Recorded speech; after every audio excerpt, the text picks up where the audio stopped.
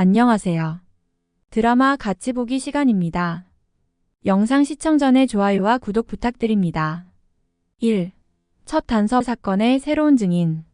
출소 후 고정우 변유한는 자유의 공기를 마시며 감정이 북받칩니다.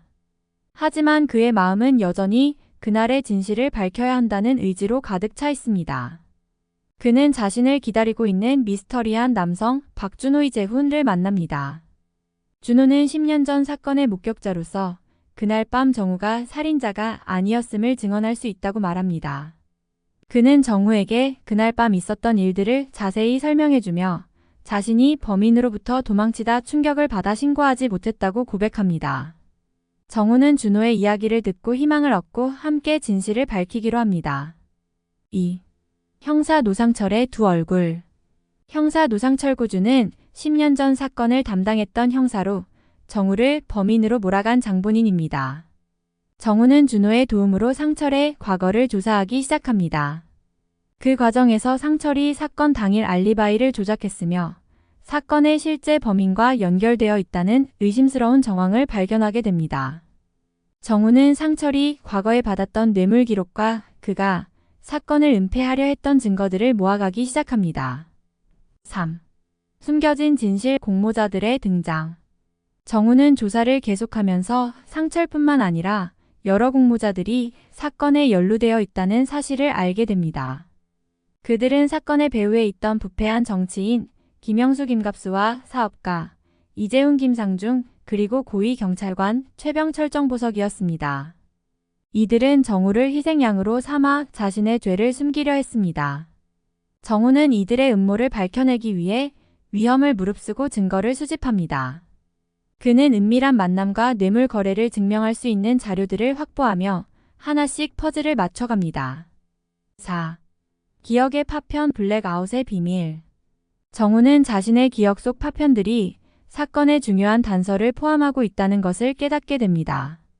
그는 심리치료사 이선영 문정익의 도움을 받아 기억을 되찾기 위한 치료를 받습니다. 치료 과정에서 정우는 점차 그날 밤의 기억을 되찾게 되고 그가 실제로 봤던 장면들을 회상하게 됩니다. 그는 자신이 블랙아웃된 기억 속에서 중요한 단서를 발견하게 되며 이를 통해 사건의 전모를 파악하게 됩니다. 그는 그날 밤 진범이었던 인물이 형사 노상철임을 기억해내고 그가 왜 자신을 범인으로 몰아갔는지 깨닫게 됩니다. 최후의 대결 진실을 밝히다. 정우는 마침내 모든 증거를 모아 사건의 진실을 밝힐 준비를 합니다. 그는 기자회견을 열어 모든 사실을 폭로하고 자신을 희생양으로 만든 이들을 법의 심판대에 세웁니다. 형사 노상철은 체포되고 사건의 공모자들은 하나씩 법정에 서게 됩니다. 정우는 자신의 누명을 벗고 10년간의 억울함을 풀게 됩니다.